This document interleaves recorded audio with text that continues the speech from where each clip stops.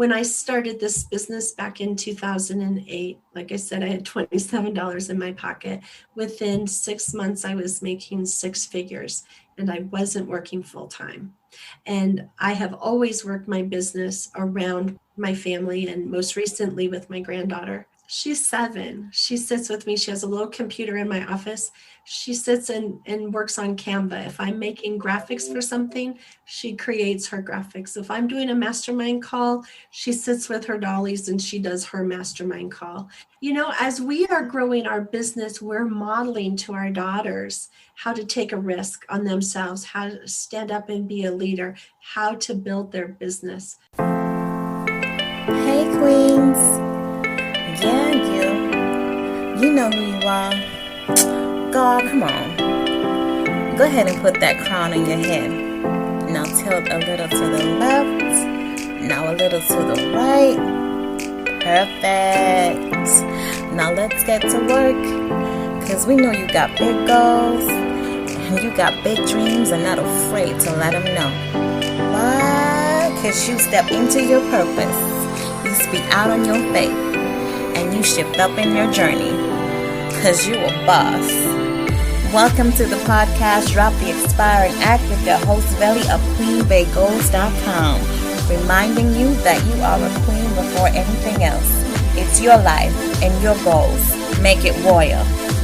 Alright y'all, go ahead and work that crown.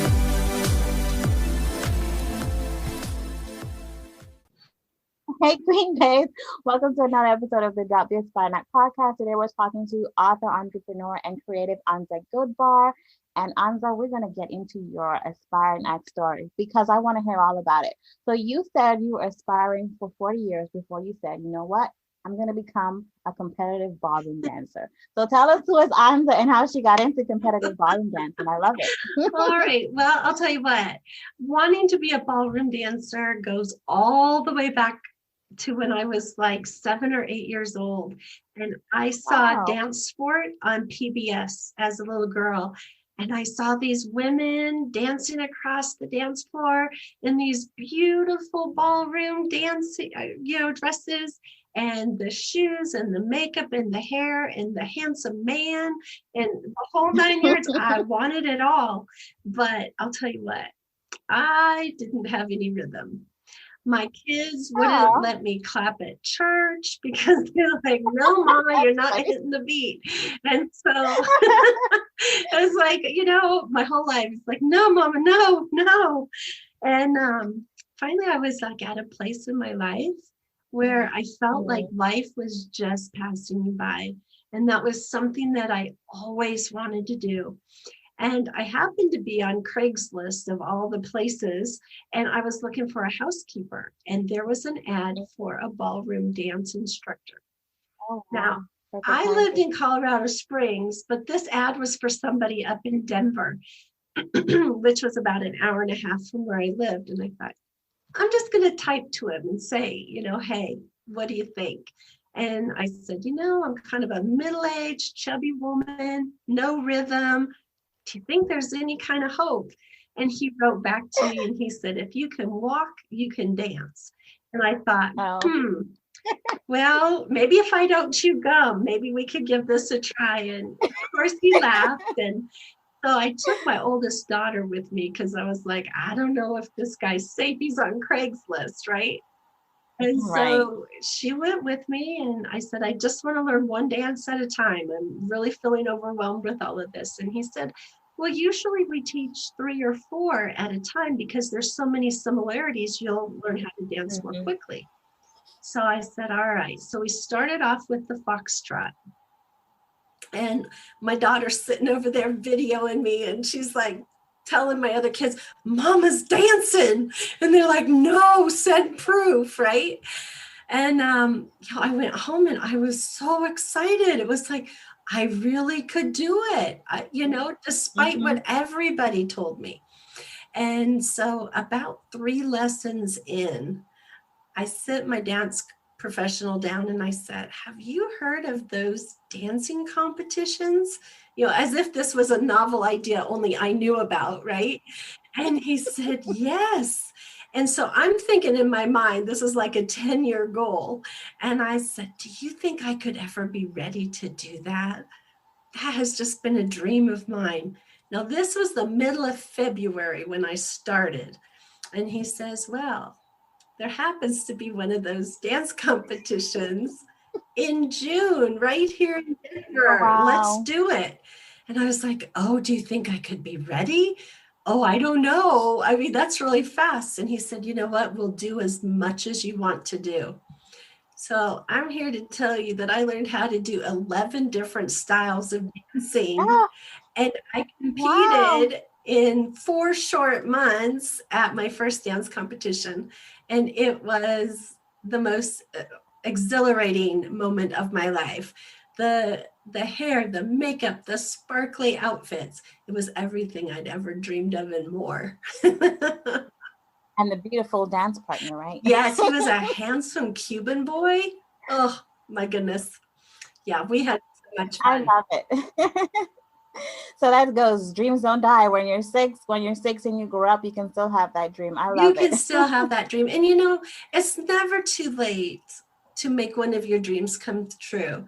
No matter who tries to talk you out of it, if it's important to you, do it. Mhm. You know, I danced competitively for 5 years, and it was some of the best memories I'd ever made. You know, I traveled to different cities. I made amazing friendships, and you know, if I still had the time, I would still be, you know, competitively dancing. Now I just Mhm. social dance, which is a lot of fun too. But you know, I still have my dance shoes. I still have those beautiful clothes hanging up, and it's like you never know. You never know. I love They have, it. Now mama's got that's rhythm. right. That, and my kids never would have believed it. All right, so you guys know this season we're talking. I love that story. But this season we're talking all about fears and failures. And Anza has her story to share, which started in 2008 with an industry crash. So take us back to 2008. My goodness. Well, I'm going to take you back just a little bit further than that. I didn't go to college until I was 38. I was a pregnant teenager at 16. And so my life of raising babies started right away. And Mhm. so when I was done with college in 2004, my oldest son said, Mom, I want to start a mortgage company. And so I said, let's do it. I had just graduated from college. I was ready for a new adventure. And so we had a boutique company. We worked primarily with people who had subprime credit. We created a credit repair system. So we got them into a loan, and then we worked with them to get them into a better loan. And it was a Okay. 2 year process. It was working beautifully. And then 2008 came, and just like overnight, our business came to an end. Well, while I had my mortgage company, I had met a woman who was a virtual assistant, and she kept telling me, you need to hire one of my people to help you at your business. We're qualified to do XYZ. And I looked her in the face and I said, sweetie, that is the dumbest idea I have ever heard. I said, I have a brick and mortar company. People come into my company, you know, Mhm. physically. They need to be given coffee, taken to a signing room, made comfortable. You know, photocopies need to be made to set up loan document packages, all of that. Somebody can't do that from home. So when this crash happened, initially I thought, you know what? This is going to be a bubble. The market's going to self-correct. It's going to be all right. Mhm. Well, when it became apparent that it wasn't going to be all right, I picked up the phone and I called my friend and I said, you know, you really had a brilliant idea when we talked. And I said, do you She was like, that same that idea. same idea? And she's like, I know, right? And I was like, oh man. Luckily, she didn't make me eat a lot of crow. But I said, do you think I could do what you do? And, you know, initially I really thought I'm just going to bring in some income to tide us over. This is going Mhm. to be okay. We're going to figure it out. we started doing some commercial stuff, and commercial stuff, while you make a lot more money, it takes a lot longer to get to the closing table. And, we were just running out of time. We lost our business, we lost our home, we lost our cars, we lost our pride. I mean, it was a tough situation. And so when I started my online business, I had $27 in my bank account. And it's like, you know what? I've got to figure it out. I still had kids at home, and it's like, Mm-hmm. I don't have a choice. So I thought, because I had all of this mortgage experience, that maybe I could work, for a bigger bank or a bigger mortgage company. That didn't work out. I went to see a headhunter, and he said, well, you are very marketable. So I would imagine I could help you get a job making $50,000 or $65,000 a year. And I was like, yeah, that's not going to work. My bills far exceed that.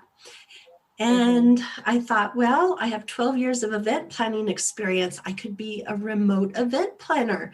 I could be a travel director, and so I thought I could do all these things. I have all this experience, and none of those things came to pass. But what did come to pass was women who wanted to start a business, or a woman who had plateaued in her business came to me to help her refine business strategies and figure out, how to get to her next. And so that's what I started doing through I call it a virtual business services company, because I never did traditional VA kind of work.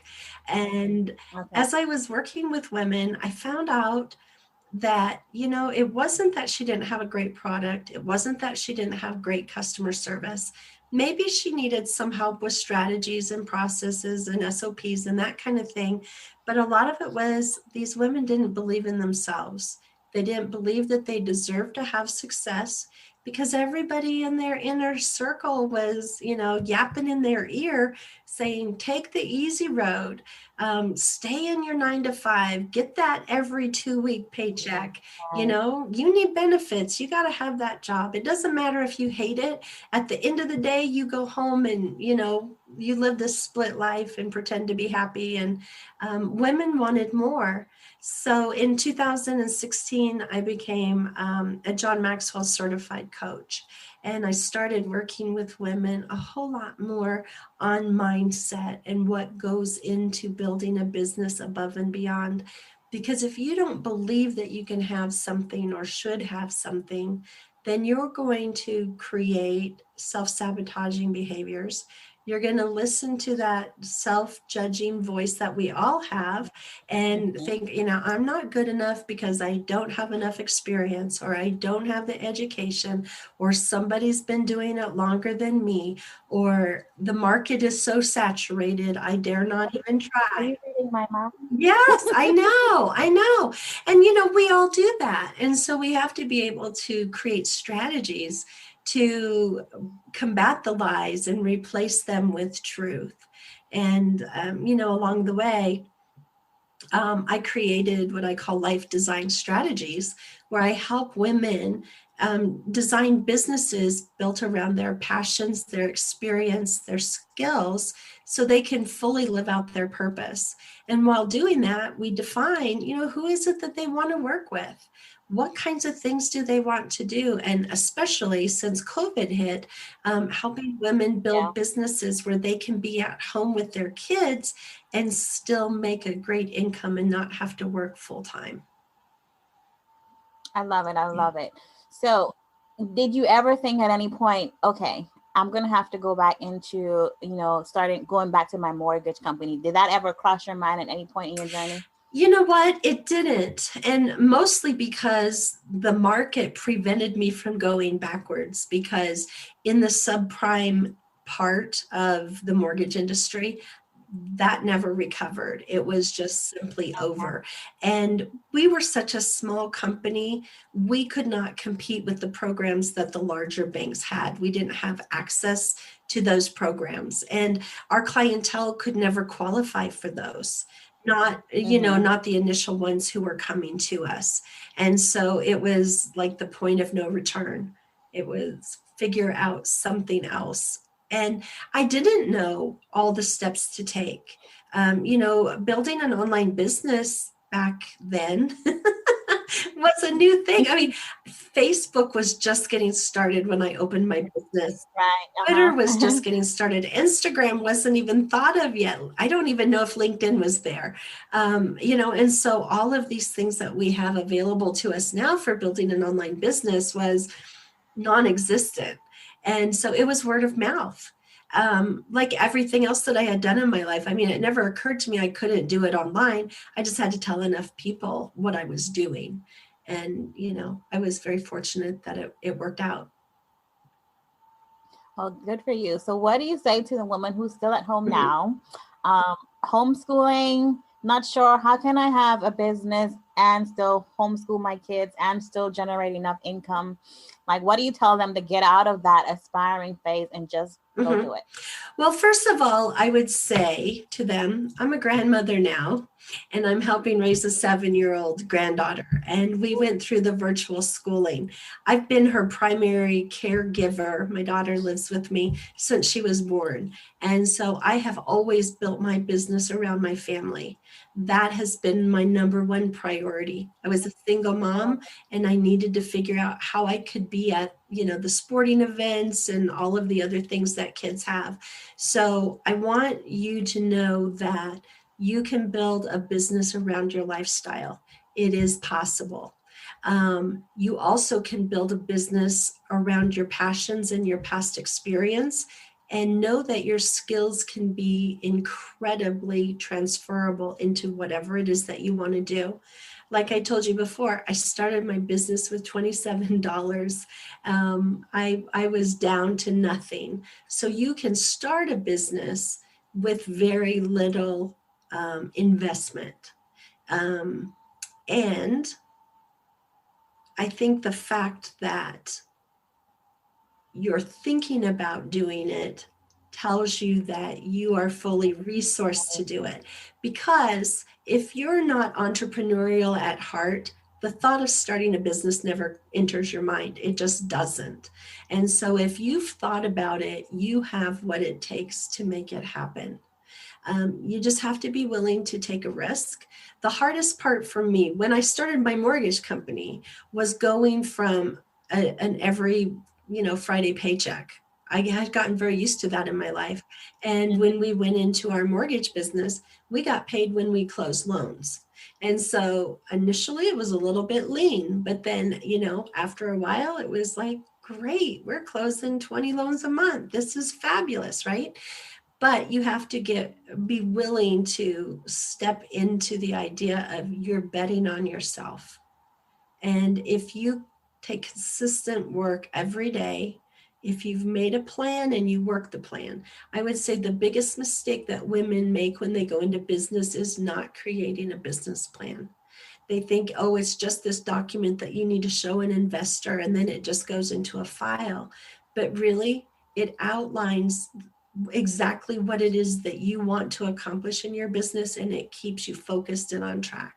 And if you don't know where you're going to fail, because you're going to Right. confuse being busy with being productive. And you think, oh, if I'm busy, I'm successful. But busyness doesn't generate sales, Right. you know? So, yeah.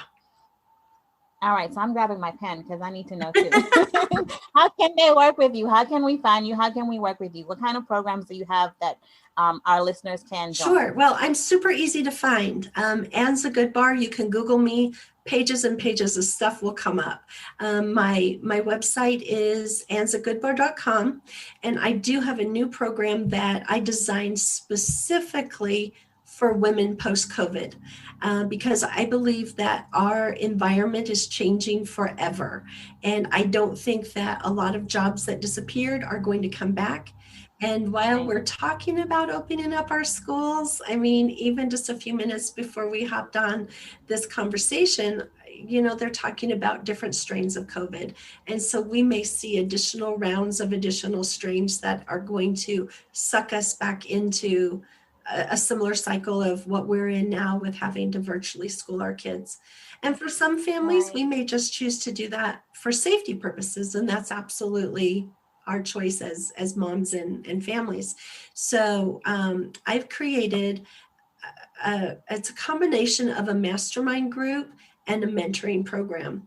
So you get to have the community part of the mastermind, but then you also get the step-by-step processes. And so I'm going to take women through the whole journey of writing a business plan, getting all of that in place. We're going to create a branding guide. We're going to nail down your branding language. We're going to create your irresistible offer. I have over 150 free resources and ways to get PR for your business that any woman who is starting out can use to run her business without having to pay for a lot of different applications and software. And then we're going to walk all the way through launch, and I'll share several different launch strategies. The thing is that there are so many programs out there. Buy my program, use this funnel, it's going to be great. Cookie cutter doesn't work. And so you're going to walk away with a customized plan for you. You'll go through the program with other women who are working maybe on entirely different businesses, but the fundamental foundational parts of building the business are the same. And each woman will be able to meet with me for 90 minutes before we get started to lay out what her first quarter is. When I started this business back in 2008, like I said, I had $27 in my pocket. Within 6 months, I was making six figures, and I wasn't working full time.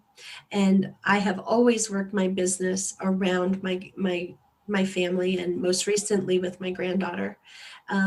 She's 7. She sits with me. She has a little computer in my office.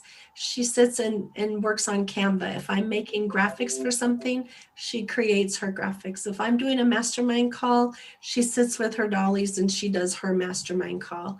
And so it's fantastic. And, as we are growing our business, we're modeling to our daughters how to take a risk on themselves, how to stand up and be a leader, how to build their business. She came home from school the other day and she asked me about, have I ever put together a presentation? And I said, yes, I have. And so we got out PowerPoint and she built her own little presentation. She's 7. She has already written 7 books, right. And they're all about mindset. From mindlessness to mindfulness is her favorite book. And so part of being able to be at home and be available to school your kids, you're also teaching them enrichment that they're not going to get in the standardized classroom anyway. And I think that that's a huge benefit for moms to be able to model that for their kids, especially their daughters, because we live in a world where boys are taught leadership in a very different way than girls are.